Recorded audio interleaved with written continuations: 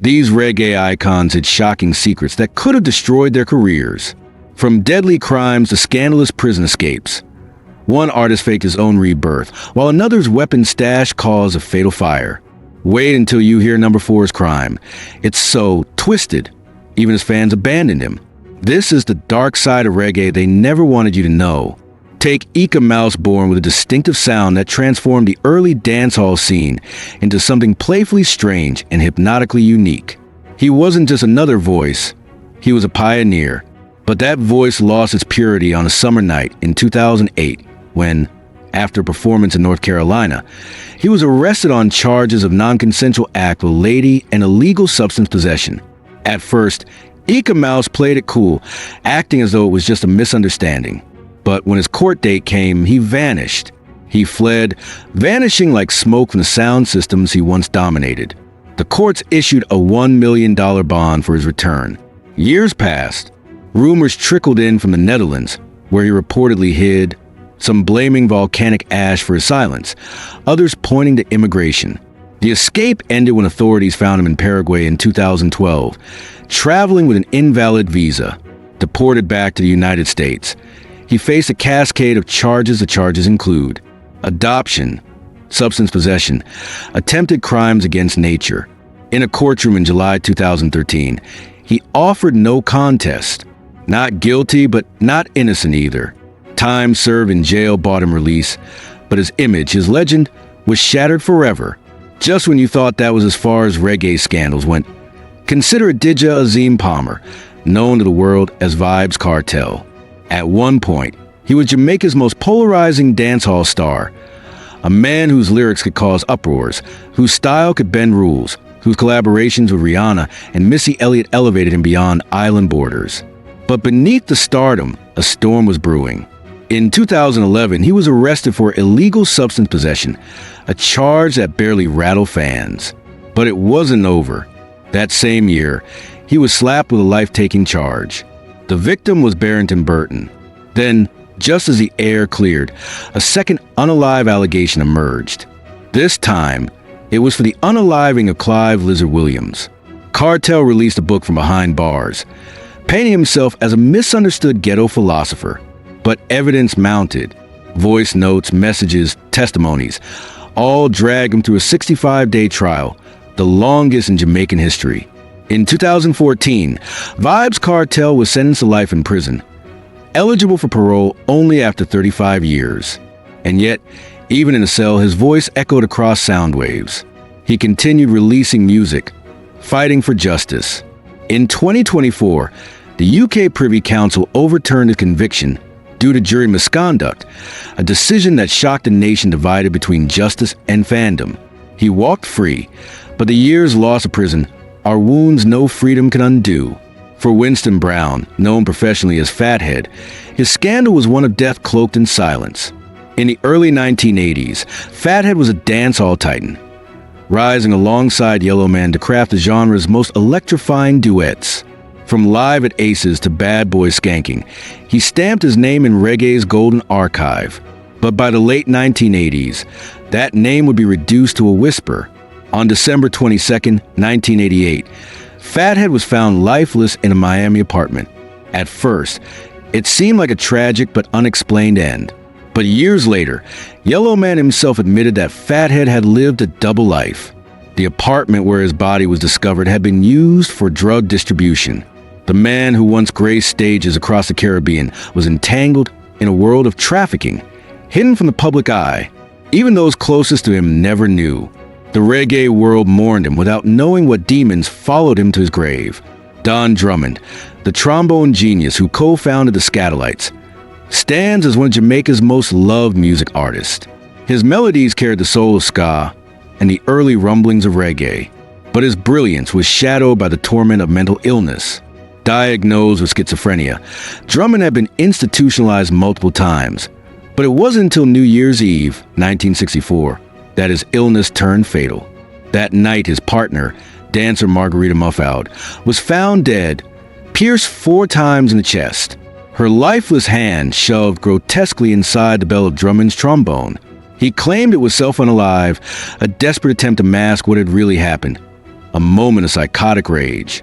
He was found criminally insane and committed to Bellevue Hospital, where he died in 1969 under mysterious circumstances.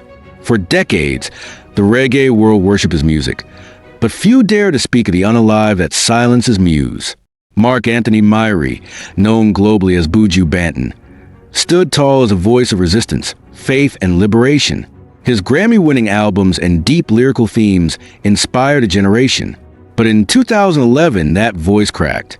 Arrested and later convicted in the United States for conspiracy to traffic illegal substance, Buju's fall from grace was staggering. Fans defended him. Some cried setup, others demanded evidence. But the government had video recordings. Footage of Buju tasting a white substance in a Florida warehouse. He served 7 years in federal prison. Yet, his redemption arc was stunning. Upon release in 2018, he was met with roaring crowds and launched his Long Walk to Freedom tour. But the question remained, how did a man so entrenched in spirituality end up caught in such a world? Was it a one-time mistake, or had he worn a mask for years? Then came Glendale Gordon, or as the world knows him, Busy Signal. The man who brought hits like Step Out and Tick-Tock found himself cornered in 2012 when the United States issued an extradition request. Few knew that 10 years earlier, Busy Signal had faced substance-related charges and skipped bail. For a decade, he'd lived like a free man, rising to international fame. But karma came calling. He was arrested at the Norman Manley International Airport and sent back to face justice. Although he wasn't prosecuted for drug distribution, he was convicted for fleeing justice. The clean image he projected cracked. In interviews, he tried to explain it all away, calling it a mistake from his youth. But the public couldn't unsee what had been seen. The fall was real. Yet, just months after his release, he returned to the mic, releasing Come Shock Out and reclaiming his spot on the charts, scarred but not silenced. The name Baby Wayne once stood for truth in a genre overrun by bravado. Wayne Parkinson was unlike most of his peers in the early 1990s. Where others glamorized crime, he warned against it. Where some celebrated fast lives, he begged young people to slow down. His 1991 hit Mama revealed the soul of a man trying to fight temptation, not surrender to it. Collaborations with Leroy Smart and Dennis Brown positioned him as a prophet in dancehall's chaotic temple. But even prophets bleed in silence. In 2005, Baby Wayne died from pneumonia. The official story ended there until 2017. In a raw, unexpected interview, Desmond Ballantyne, known as Ninja Man, exposed a hidden plague within reggae's inner circle. According to him, many artists had battled addiction behind closed doors. Among them, Baby Wayne. Fans gasped, how could a man who preached sobriety and consciousness fall victim to the same vices he warned against? No records, no public signs, nothing had hinted at it. Yet now, the truth had surfaced, a quiet contradiction buried beneath righteous lyrics. Then there was George Nooks, the singer who rose from youth choirs to the upper echelons of reggae gospel. With a soulful voice that first earned him fame as Prince Muhammad in the 1970s, George Nooks eventually pivoted to gospel in the 2000s, releasing Ride Out Your Storm in 2016, a deeply spiritual album that brought him Billboard chart success. But storm clouds were forming. In May 2017, police stopped his Mercedes-Benz in St. Andrew, Jamaica, and allegedly found a plastic bag containing a controlled white substance. He denied everything. He was released on bail, and when the case finally reached trial in 2019, he walked free due to weak evidence. But just days before the verdict, he was arrested again, this time allegedly tossing away another capsule when police approached. Again, he denied wrongdoing. Yet, the pattern persisted. In October 2020, he was arrested once more, accused not just of possession but also obstruction, allegedly trying to swallow an item during booking.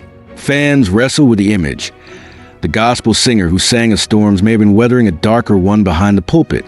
Anthony Moses Davis, better known as Beenie Man, had long been crowned the king of dancehall, a title he defended with decades of hits, global collaborations, and unmatched energy. He was a child star, a teenage prodigy, and an international icon.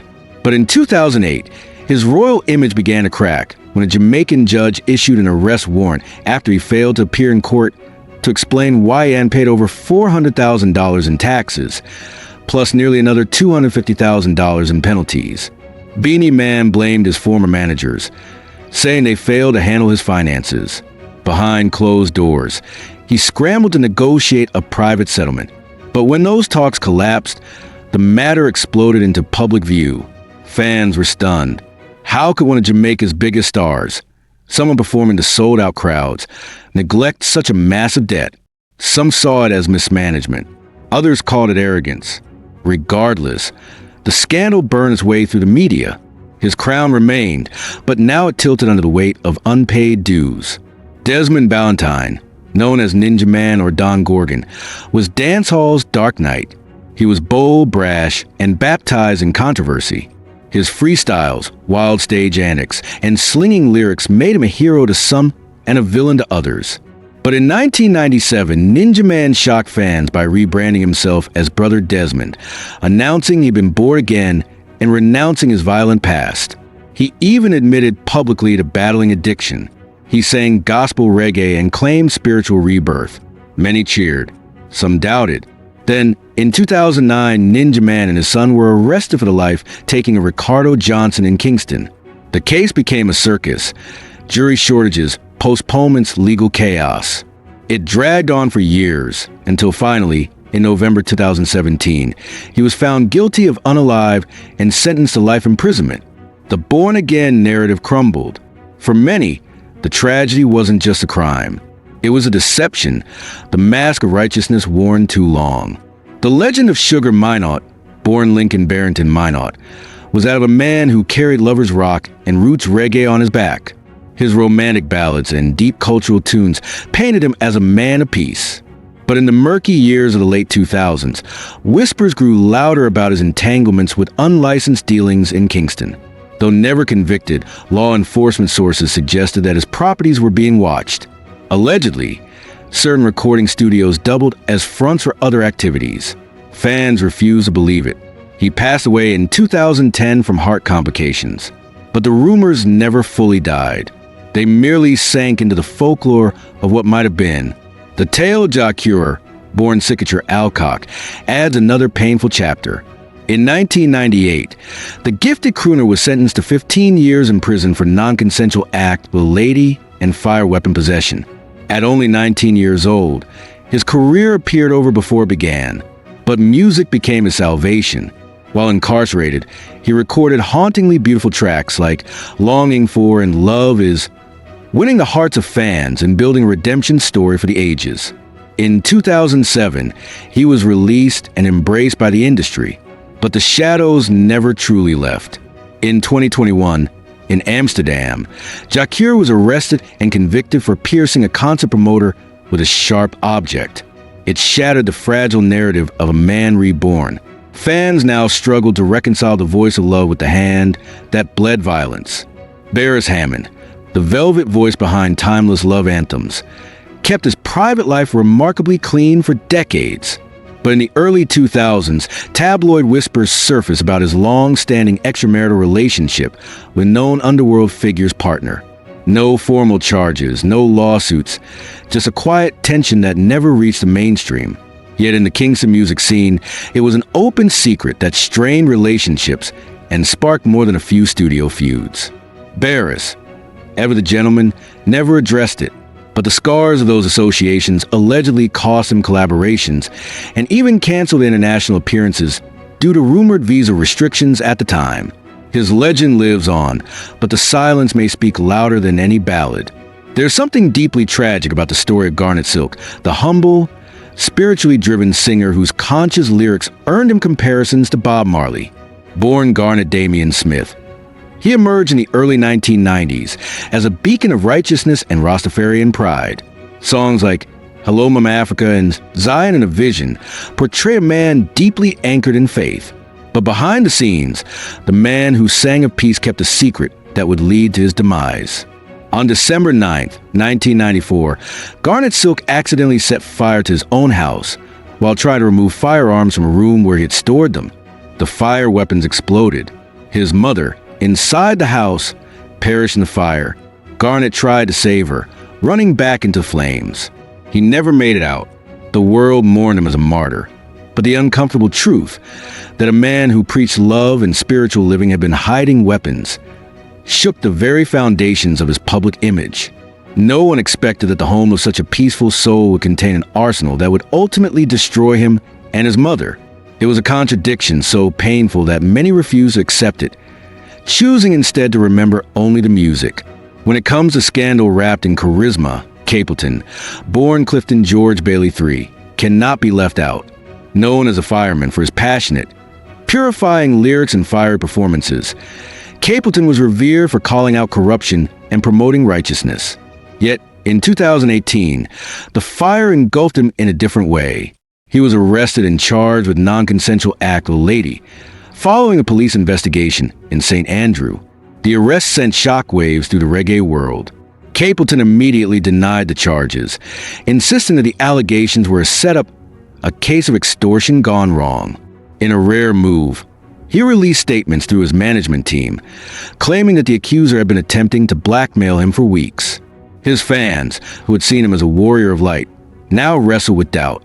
The case dragged on, stirring speculation and online battles. Eventually, the charges were dropped due to insufficient evidence. Capleton was cleared, but not without a lingering haze of controversy that dimmed the purity of his image. Though his music survived, his aura of untouchable righteousness had already taken a hit. Another reggae name marred by silence was that of Sizzla Kalonji, born Miguel Orlando Collins. His fiery catalog, laced with spiritual and militant messages, placed him at the heart of Jamaica's reggae revival, a figure of defiance, a voice for the voiceless. But in 2008, Sizzla came under fire for lyrics that were considered violently homophobic. His concerts across Europe and the US were canceled. Governments, NGOs, and human rights groups turned their eyes on him. Though not a criminal scandal, the controversy unveiled a hidden war between reggae's old guard conservatism and a modern, inclusive world.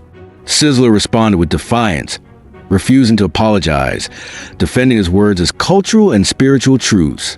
But the damage was done. Promoters distanced themselves. Visa issues followed. What Sizzla had tried to hide, the rigidity of his beliefs, became a public war. He didn't just clash with critics, he clashed with the future. And while he retained loyal followers, his global reach was never the same again. In the early days of reggae, a name that glowed bright was Junior Byles. Born Kenneth Byles Jr., his 1970s hits like Fade Away and Curly Locks showed a man with a golden voice and a spirit rooted in the message of Rastafari. But as time went on, Junior Byles unraveled. By the 1980s, his behavior became erratic. Fans didn't know it then, but the singer had descended into a spiral of mental illness.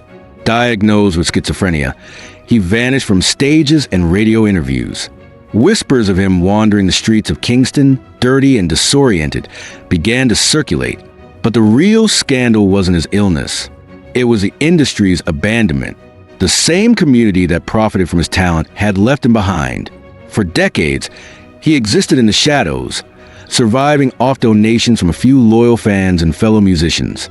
His legacy remained, but it was coated in neglect.